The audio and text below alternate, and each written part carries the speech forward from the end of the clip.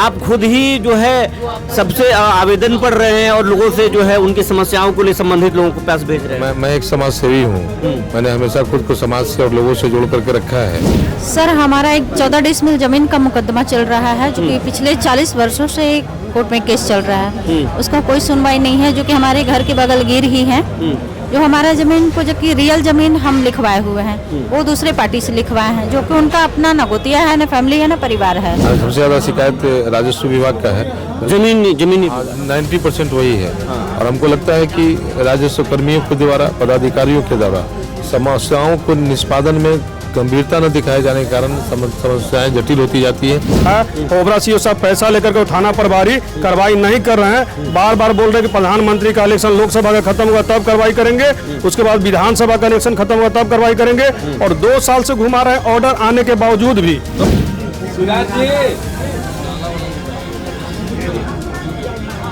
40 के फोरलेन के लिए नहीं, बल्कि एक पैरेलल सड़क बनाया जाना चाहिए जो सोन नदी के किनारे हो, उसके लिए प्रयास करेंगे। लेकिन साथ ही भी तत्काल 3-3 फीट दोनों साइड से रोड को चौड़ा कर दिया जाए। ओबरा के इतिहास में पहली बार कोई विधायक जनता दरबार लगाए हैं और अपने दरबार में जनता की फरियाद सुन रहे हैं। इसके पहले जो भी विधायक थे कभी कभी नजर आते थे। ये आरोप नहीं है, बल्कि ओबरा की जनता यही कहती है। आप देख सकते हैं ओबरा के जो विधायक है डॉक्टर प्रकाश चंद्रा, उनके यहाँ लोगों का काफिला आया हुआ है। लोग फरियाद लेकर के सुबह से इस कड़ाके की ठंड में आए हुए, और विधायक जो है लगातार लोगों से बात कर रहे हैं, इनकी समस्याओं को जान रहे हैं। और पूरे सिस्टम के लोग, ये दाऊद नगर के सीओ साहब हैं, उसके बगल में तमाम जो है वो अनुमंडल के अधिकारी हैं, और सबको लेकर जो है वो बात कर रहे हैं। अब हम डायरेक्ट जो है ओबरा के विधायक डॉक्टर प्रकाश चंद्रा जी से जानेंगे। आपने जो वादा किया था वो आप निभा रहे हैं? वादा नहीं किया था, वचन दिया था। जनता के साथ हैं और रहेंगे।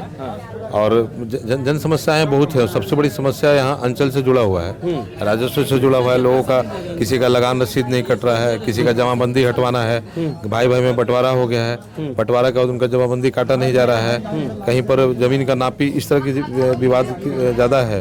और उसके समाधान के लिए हम लोग शिविर लगाए हैं। आपको नहीं लगता ये ब्यूरो नेता आमतौर पर जो है लोगों से मिलते हैं, बात करते हैं और अधिकारियों को फोन कर देते हैं? आप तो अधिकारी खुद बने हुए हैं, आप खुद ही जो है सबसे आवेदन पढ़ रहे हैं और लोगों से जो है उनकी समस्याओं को लिए संबंधित लोगों को पास भेज रहे हैं। मैं एक समाज सेवी हूँ।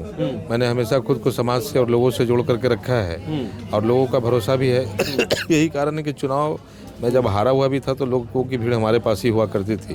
लोग नहीं जानते थे कि यहाँ पे स्थानीय जनप्रतिनिधि और दूसरा कौन है। तो जो व्यक्ति उनके दुखों को, उनके सुख दुखों में साथ रहता है, लोगों की समस्याओं को सुनता है, लोग उनकी सुनते हैं, इसीलिए लोगों का भरोसा है, वो हमारे पास आते हैं और मैं उसका निष्पादन करने का पूरे दिल से प्रयास करता हूँ।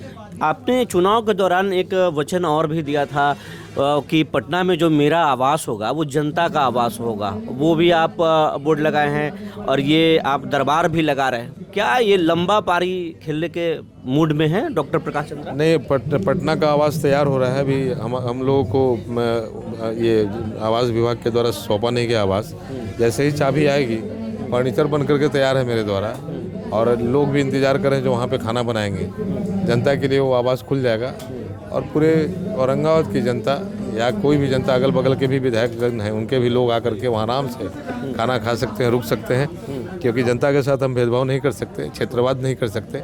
जो भी लोग जिनको ज़रूरत है हमारी, हम उनके साथ हैं। डॉक्टर प्रकाश चंद्रा जी, आप एक चीज़ और कहे थे कि जब मैं विधायक अगर बना, जनता ने अगर साथ दिया तो जातीय भेद को मिटाऊंगा। इस भीड़ में वो मिट रहा है क्या? मिट रहा है ना। आपको यहाँ पे भूमिहार, राजपूत, यादव, देखिए ये भूमिहार जाति के हैं, ये रविदास जाति के हैं, यहाँ पे पासवान है, वो यादव हैं। तो ऐसे करके आपको सारे लोग मिलेंगे। और यहाँ पे सिर्फ जाति नहीं बल्कि पार्टी का भी भेद मिटा हुआ है। आप देखेंगे कि राष्ट्रीय जनता दल के पूर्व प्रखंड अध्यक्ष अर्जुन यादव जी भी इस भीड़ में हैं यहाँ पे। तो राजद के भी लोग यहाँ पर हैं। समस्याएं जब सुनी जाती है तो आप भेदभाव नहीं कर सकते, पार्टी के आधार पे भी नहीं, जाति के आधार पे भी नहीं। और कोई भी व्यक्ति लोकतंत्र में स्वतंत्र है, वो अपने पसंद की पार्टी को चुन सकता है। लेकिन चुने जाने के बाद आप किसी के साथ भेदभाव नहीं कर सकते। यह लोकतांत्रिक प्रक्रिया, लोकतांत्रिक मर्यादा का उल्लंघन है। 2-3 चीज़ हम आपसे बताना चाहेंगे। स्वास्थ्य विभाग में जो है सबसे ज़्यादा शिकायतें आ रही हैं कि लोग जब शाम में जाते हैं तो डॉक्टर नहीं होते हैं, और अगर लोग जो है अगर इलाज कराने जाते हैं, छोटे जो पीएचसी होता है वहाँ पे डॉक्टर की पोस्टिंग होती है लेकिन वो मिलते नहीं हैं। ऐसे चीज़ों के लिए, मुद्दों के लिए प्रकाश चंद्रा जो है सदन में आवाज़ उठाएंगे, सरकार के पास रखेंगे। डॉक्टर्स की घोर कमी है। दाऊदनगर अनुमंडल अस्पताल में भी रेडियोलॉजिस्ट नहीं है, जिसके कारण यहाँ पे एक्सरे मशीन, अल्ट्रासाउंड का मशीन बेकार पड़ा हुआ है, लोगों को बाहर जा करके कराना पड़ता है। उसी तरह लैब संचालित नहीं हो पा रहा है, यहाँ पे सर्जरी के डॉक्टर नहीं है, डॉक्टर्स की कमी है। सरकार के द्वारा बहाली की प्रक्रिया भी की जा रही है। मैं इस संदर्भ में सचिव स्वास्थ्य विभाग एवं माननीय मंत्री श्री मंगल पांडे जी, जो स्वास्थ्य विभाग के मंत्री भी, उनको भी मैं लिखने वाला हूँ। धीरे धीरे ये सब सुधार होगा और अपने क्षेत्र के लिए मैं प्रयास करूँगा कि अधिकतम सुधार हो। थानों को लेकर के भी जो डिसिप्लिन को लेकर बहुत शिकायतें होती हैं, ऐसे कुछ शिकायत आ रहा है? नहीं, यहाँ पर पुलिस से संबंधित शिकायतें नहीं है। यहाँ सबसे ज़्यादा शिकायत राजस्व विभाग का है। जमीनी 90% वही है। और हमको लगता है कि राजस्व कर्मियों के द्वारा, पदाधिकारियों के द्वारा समस्याओं को निष्पादन में गंभीरता न दिखाए जाने के कारण समस्याएं जटिल होती जाती है और यह कानून व्यवस्था की भी स्थिति पैदा करती है। हमको लगता है कि पदाधिकारियों को इसे और गंभीरता से। डॉक्टर विजय सिन्हा से आप बात करेंगे, जो भी विभागीय स्तर पर जो हो सकता है। विजय सिन्हा से मैं शपथ लेने वाले दिन ही अपने लेटर पैड पर जो सबसे पहला शिकायत किया वो इनके विभाग से रिलेटेड था। उनके चैम्बर में जा करके मैंने विधानसभा के ही उप मुख्यमंत्री कक्ष में उनको मैंने लिखित दिया कि ये समस्याएं विभाग से हो रही हैं और उन्होंने कड़ाई दिखाते हुए लगातार इस ओर काम करना भी शुरू किया है। आप देख भी रहे होंगे, लोग घबराए हुए उनकी कार्रवाई से। और हम अपने नई जिलाधिकारी महोदया, जो कि युवा भी हैं और हमको लगता है कि वो बहुत अच्छी हैं, काम करने की ललक है उनके अंदर, उनसे भी हमारी अपेक्षा होगी कि आप विभाग के अधिकारियों के साथ जो बर्ताव करें उसमें यह नहीं होना चाहिए कि आपको अधिकारियों को बचाना है। आप जिस काम के लिए इस ज़िले में आई हैं, आपको जनता की समस्याओं के साथ खुद को कनेक्ट करके पदाधिकारियों को लगाम लगाते हुए अधिकतम जनता के कठिनाइयों का निष्पादन करने के लिए पहल करना चाहिए। यह सिर्फ मेरी अपेक्षा नहीं बल्कि पूरे औरंगाबाद जिले के लोगों की अपेक्षा है और मैं व्यक्तिगत रूप से यह महसूस करता हूं कि आप ऐसा करेंगे क्योंकि आप ऊर्जावान हैं, लोगों को आपसे बहुत अपेक्षा भी है। आखिरी सवाल ये होगा कि एक वचन और है आपका डॉक्टर प्रकाश चंद्रा जी, अब मैं आपको याद दिलाता हूँ और ये सबसे बड़ी समस्या भी है। औरंगाबाद पटना जो 4 लेनिंग की जो बात है, इसमें बहुत ज़्यादा गाड़ियों का लोड है, लेकिन अक्सर जो दुर्घटनाएं होती हैं, इसको लेकर आप नितिन गडकरी से मुलाकात करेंगे? नितिन गडकरी जी को क्या मैंने लिख करके दिया है समय के लिए, जैसे ही समय मिलेगा मैं इसके लिए उनसे मुलाकात भी करूंगा। और मैंने पहले भी कहा है कि अगर यह मांग नहीं मानी गई तो अपने ही सरकार के खिलाफ सड़क पे भी उतरना होगा तो उतरूंगा। ये बड़ी बात बोल रहे हैं आप? नहीं, बड़ी बात नहीं, बहुत छोटी बात है, क्योंकि जनता के लिए हम चुने गए हैं और जनता के लिए हम कमिटेड हैं। हम उत्तरदायी जनता के लिए हैं, सरकार के प्रति नहीं। और सरकार अगर हमारी बात को नहीं सुनेगी तो हम उन तक आवाज़ पहुंचाने के लिए सड़क से सदन तक आवाज़ उठाएंगे। पटना औरंगाबाद हाईवे बिल्कुल 4 लेनिंग के लिए भी प्रयास होगा, लेकिन उससे पहले हमारा पहला, मैं चुनाव के दौरान भी कहा था कि 139 के 4 लेन के लिए नहीं बल्कि एक पैरेलल सड़क बनाया जाना चाहिए जो सोन नदी के किनारे हो, उसके लिए प्रयास करेंगे। लेकिन साथ ही भी तत्काल 3-3 फीट दोनों साइड से रोड को चौड़ा कर दिया जाए ताकि जो बाइकर साइड लेने के क्रम में बड़ी गाड़ियों के द्वारा कुचले जाते हैं उनकी, मैं तो दुर्घटना नहीं हत्या कहूँगा, बंद होना चाहिए। तो ये थे डॉक्टर प्रकाश चंद्रा जो बता रहे थे कि जो इन्होंने वचन जो है जनता के लिए दिया था, जनता को वो निभा रहे हैं। अब हम कुछ जनता से बात करते हैं कि यहाँ पर जो लोग आए हुए हैं किस तरह की समस्याएं हैं और उन समस्याओं का सबसे बड़ा जिम्मेवार कौन है, जवाबदेह कौन है, ये हम बात करेंगे। मेरे पास जो है एक चचा है, क्या नाम है आपका? रामविंदेश्वर यादव। इधर देखिए आप, क्या परेशानी है? हमारा रास्ता का परेशानी है। अच्छा। हमारे प्लॉट के ऊपर बिहार सरकार का जमीन है, रामोदी सिंह ने बाउंड्री दे दी है, जो हम आके सीओ साहब के यहाँ एक आवेदन दिया, यहाँ से जाके आरओ साहब उसको आरओ साहब जाके इंक्वायरी की है, आरओ साहब कहें कि नापी होगा, नापी किया गया उस 28 तारीख को। विधायक यहाँ आए हैं? आए, इनसे उम्मीद है विधायक जी से?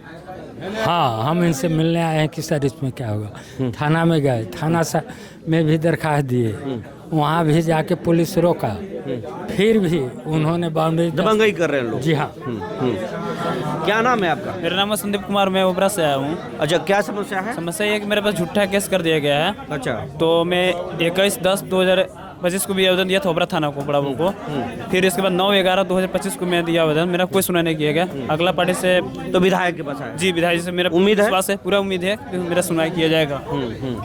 और क्या नाम है आपका? राजेंद्र कुमार। राजेंद्र जी, आपका क्या समस्या है? मेरा समस्या है कि 20 सितंबर को महाअभियान में पेपर जमा किए थे भाई के बंटवारा में, अभी तक नहीं हो पाया। अभी तक नहीं हुआ? अभी तक नहीं हो तो पाया। विधायक जी से मिलने हैं? विधायक जी सीओ साहब दोनों से मिलना है। दोनों से मिलने? दोनों से। ये क्या नाम है आपका? संतोष राय। क्या है आपकी समस्या, क्या है? हमको देखिए जबरन दीवार तोड़कर गेट लगा दिया है, खिड़की लगा दिया, ऊपर से रड भी नहीं काट रहा है। यही समस्या है। 5 फीट के रास्ता है और वह में ज़बरदस्ती किया है एक जादव जी। हाँ, बहुत गंभीर समस्या है सर। अब कुछ अधिकारी हैं, इन लोगों से बात करते हैं। किस तरह की समस्या सबसे ज़्यादा आ रहा है? सबसे ज़्यादा यहाँ पे पेंशन का आ रहा है और आपका लेबर कार्ड का बनाने के लिए आ रहा है। लेबर कार्ड के लिए आ रहा है?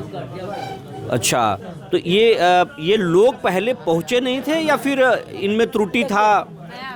नया आवेदन करने की आवश्यकता है। लोगों की जानकारी नहीं, अभाव के कारण जो है, तो जागरूकता क्या बात? जहाँ जानकारी कम थी तो उन लोगों को बताया कि ऑनलाइन करके और उसको जमा करने की आवश्यकता है। तो सरकार के द्वारा तो समय समय पर जागरूकता अभियान चलाया जाता है? जी हाँ, चलाया जा रहा है और हो रहा है, कार्य चल रहा है उसमें। और कुछ लोग हैं बाहर में, महिलाएं हैं, उनकी भीड़ है, उनसे हम बात करते हैं और जानते हैं कि उनकी समस्या क्या है। क्या नाम है? क्या नाम है? ललिता देवी। ललिता जी, क्या दिक्कत है? सर, हमारा एक 14 डिसमिल जमीन का मुकदमा चल रहा है, जो कि पिछले 40 वर्षों से कोर्ट में केस चल रहा है। उसका कोई सुनवाई नहीं है, जो कि हमारे घर के बगल गिर ही हैं।